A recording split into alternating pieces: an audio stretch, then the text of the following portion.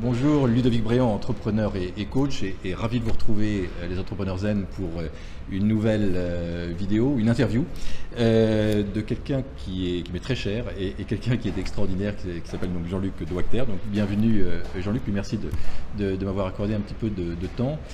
On a eu un échange donc, que vous pourrez retrouver sur YouTube, un échange un petit peu plus long, mais je voulais revenir sur un point avec toi Jean-Luc, c'est sur la manière d'atteindre ses objectifs et d'atteindre ses objectifs dans le plaisir. Parce que souvent on veut atteindre ses objectifs, donc on force, on pousse. Non, il y a une autre manière en fait de réaliser ses objectifs et ses rêves. Et ça, j'aimerais bien qu'on en parle un petit peu ensemble.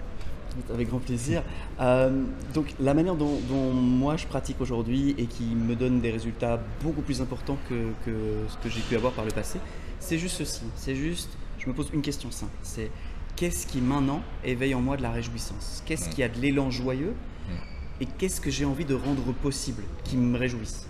Je pars de là. Et c'est ça qui va déterminer les choix entrepreneuriaux que je vais faire. Le choix de la stratégie. Par exemple, j'ai créé un groupe Facebook dont tu fais partie, qui prend de l'ampleur et qui, voilà, c'est né un matin parce que j'avais de la joie à réunir un ensemble de personnes que j'estime et à leur donner le meilleur de ce que je suis. Donc quand une idée qui émerge, une idée ou un projet qui émerge comme ça et qui te donne le sourire, tu valides, non, directement tu y vas. Et tu lances le projet. Je réfléchis après. C'est-à-dire, je ressens d'abord et ensuite j'utilise mon cerveau avec les connaissances que j'ai, les compétences que j'ai, comme on a tous, pour traduire cette vibration, cet élan de joie en quelque chose de concret dans mon entreprise.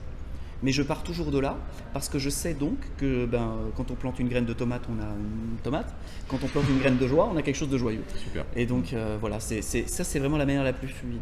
Ensuite derrière, je le pose dans un accompli.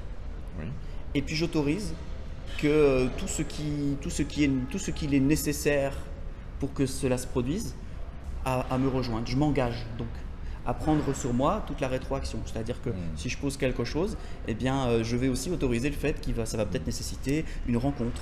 Ça va peut-être nécessiter que je me remette en question sur tel ou tel comportement que j'ai. Ça va peut-être nécessiter que je change mon site internet. Ça va peut-être nécessiter, mais tout ça est décidé par rétro en fait. C'est comme un rétro-planning où tu places l'échéance. Je sais qu'à telle date il y a l'événement et puis pour ça il faut qu'il y ait ça, il y a ça, il y a ça, il y a ça.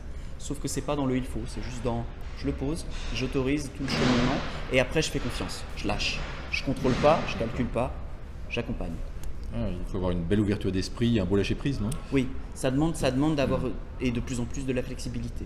Mais plus on est flexible, plus les choses peuvent arriver rapidement et fluidement. Plus on est contracté avec des je veux, avec un mental qui veut précisément les choses comme il l'a décidé, et plus évidemment les choses viennent frapper, plus on va frapper des obstacles. C'est normal. C'est pas fluide, c'est normal. D'accord, génial. Écoute, merci beaucoup Jean-Luc pour ce conseil. Je vous rappelle que vous pourrez en savoir plus sur Jean-Luc donc en regardant son interview sur la chaîne YouTube donc Ludovic Bréant. Et puis on vous mettra le lien pour retrouver Jean-Luc qui est vraiment quelqu'un d'extraordinaire et je pense qu'il pourra vous aider. Je vous souhaite le meilleur.